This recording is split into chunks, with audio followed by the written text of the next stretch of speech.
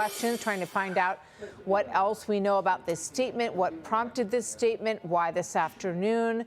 These are obviously, Jacqui, all questions that are on our mind. And I wish, Martha, they were questions I had answers to. Unfortunately, I don't. This came out of left field for us here covering the White House. The press shop did not give us any insight into what this announcement would be about. That's typical. Oftentimes, the First Lady doesn't share a lot of details with the White House communications shop that covers the president on what her announcements might be. We didn't, for instance, get a lot of details ahead of her prior announcement on her efforts bringing home Ukrainian children. But similarly, we had no heads up on this. We're not getting any information from them now, including whether or not the president was aware she would be making this statement. It's unclear to us if she is reacting to something or that's already happened, already come out, or getting ahead of a story that might be about to drop. We don't really know. And the content of what she is calling for, this congressional hearing to allow the victims to openly testify about what they witnessed, is new, and it will certainly breathe new life into this story that has in large part not been at the top of the news cycle lately. The attention here has been on other matters. So this brings the sort of public interest back to the Epstein story. Sure does. Very interesting. Is there any sense, Jacqui, that you can share with us of, you make an interesting point that there's not a lot of connection between the First Lady's office and the press shop at the White House.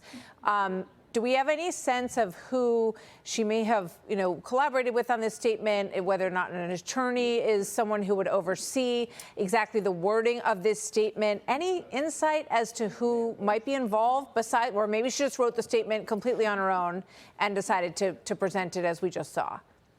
Well, she has her own press team, but she doesn't have a sort of a permanent pool because she's not the principal. And so whenever she does events, they call together a supplemental pool that would then broadcast whatever it is that they are allowing press to come in and report on. She does have her own press team. We've asked them about this as well.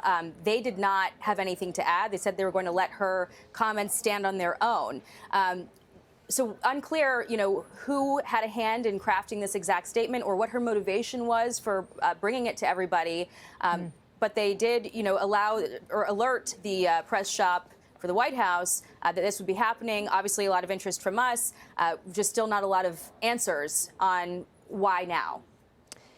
Yeah, it's interesting. And she obviously is very involved in this Take It Down Act, where things that are surfacing online and, a big focus, obviously, on children and young people who have terrible images of them online, giving them the right to take down these sorts of things. She didn't tie those two things directly together, but we know there was a conviction yesterday, the first one, under that Take It Down Act. But she does say in the statement, numerous fake images and statements about Epstein and me have been calculating, it says, on social media for years now.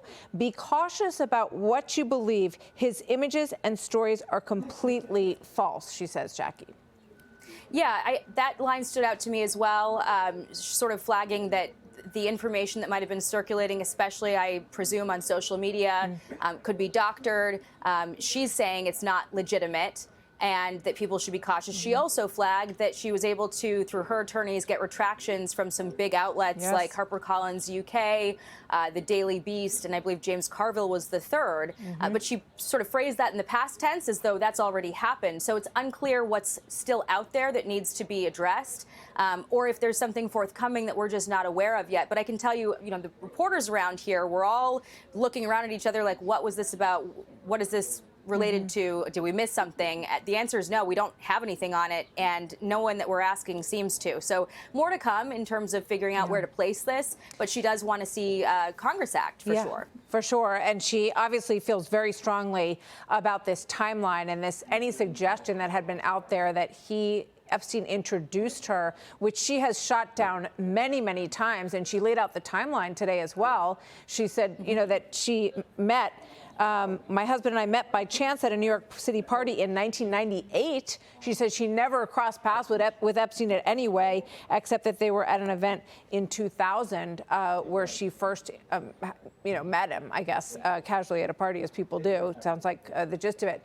So, Jacqui, thank you very much. I know we'll see what comes of it, but obviously she felt very strongly and wanted to make this statement to the American people this afternoon and to shut down some of what she sees as completely unfair and to call for this congressional hearing opportunity for the victims of Jeffrey Epstein.